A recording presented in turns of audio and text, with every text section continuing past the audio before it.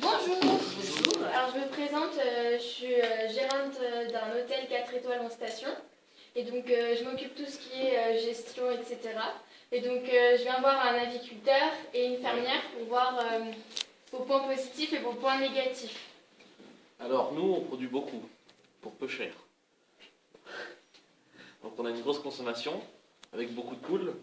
On a environ 1500 poules chez nous, dans notre entreprise. Et les œufs seront pas chers. D'accord. Donc c'est déjà pas mal. Donc les poules qui chez monsieur sont maltraitées, toutes amassées dans un hangar, donc un manque de place conséquent. Et la basse qualité, vous en parlez pas de ça maintenant.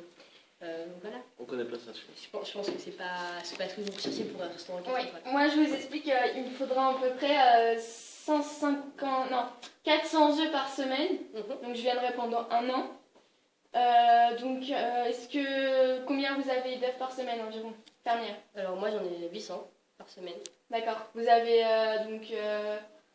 100 poules, ouais, 150 poules, qui font un œuf par jour. Donc ça fait, ok.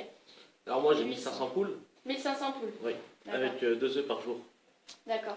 Une grosse consommation. Donc vous avez un grand hangar? Ouais. Oui, ouais, non, pas un très grand hangar, parce que 1500 poules confinées dans un hangar. Donc combien? 20 poules par mètre carré? Qu'est-ce que vous en savez déjà? Imaginez 20 poules par mètre carré, enfin je veux dire, elles sont toutes collées. Vous avez 20 poules par mètre carré? On a des œufs nous, pas comme chez vous là, c'est cher. Moi aussi j'ai des œufs, ils sont bio, ouais. Ils sont bio de bonne qualité, les poules sont élevées en plein air, et elles ont une bonne qualité de vie, elles sont nourries par moi-même, il n'y a pas de salarié ou quelque chose, c'est ma ferme et c'est moi qui produis tout ce qui s'y trouve. Parce que donc mes clients, ce sont quand même des gens qui viennent pour de la haute qualité, ils vont vérifier la nourriture au goût, etc. Donc il faudrait que ça soit quand même un minimum potable. Je pense pas que monsieur soit très... Les animaux, c'est des animaux, on les nourrit et puis c'est tout. Hein. Ils font des œufs. Ils les bourrent. D'accord. On les nourrit. Est-ce qu'elles prennent l'air, vos poules? Est-ce qu'elles sont en bonne santé? Oui. Je pense qu'ils s'y intéressent pas trop à la santé des poules. Je pense que tout ce qui l'intéresse, c'est avoir des œufs et de la viande. C'est vous Ah oui, moi mes poules sont élevées en plein air, je les nourris... oui, c'est moi qui les nourris, c'est pas vos salariés. Mais au moins, moi, je me fatigue pas. Ouais, et je crée des emplois. Bah écoutez... Ça fait des emplois. Bah tant mieux pour vous. Sans salariés. Hein. D'accord. Ok, donc je vais retenir vos points négatifs et positifs. D'accord, donc la fermière, ça serait plus cher que... Extrêmement plus cher. Oh là là. Oui. Donc vous, c'est pas cher. C'est pas cher. Mais de avec basse qualité. Pas cher, basse qualité. C'est pas de basse qualité. De très basse qualité.